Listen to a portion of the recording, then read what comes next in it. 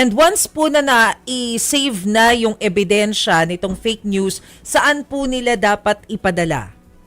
Pwede po itong padala sa pinakamalapit na NBI office. Kung makakapunta po kayo sa Cybercrime Division ng NBI, pwede po. Pwede rin po kayong pumunta sa PNP Anti-Cybercrime Group o kaya naman po doon sa Cybercrime CACC po.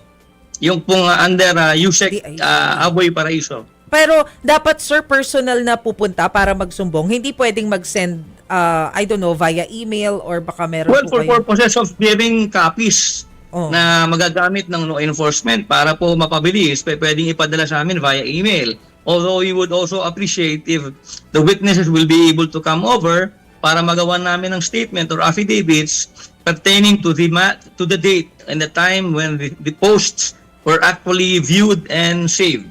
Opo. Sir, ano po ang email nila? Ang email po ng NBI is ipapadala po namin sa inyo para mai-flash po ninyo mamaya. Sige po. Okay. Okay, sige sir. Panawagan na lamang po ninyo at reminder para sa ating mga kababayan.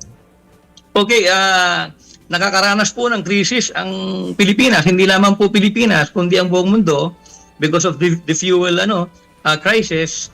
Sana po wag na po natin gaanong palalain sa pagpapalaganap ng fake news.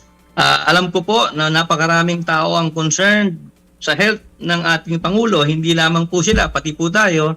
Pero hindi po nangangahulugan na dahilan ito para magpakalat tayo ng fake news. Ang pagpapalaganap po ng fake news ay ipinagbabawal po ng batas. Marami na po kaming nakasuhan dyan. Huwag nyo na pong hintayin na kayo po ay maabot ng NBI o ng PNP at makasuhan din. Sapagkat seryoso po ang pagkakaroon ng kaso, lalo na po yung binanggit ko kanina na unlawful use of means of publication. Ito po ay pinagbabawal ng batas.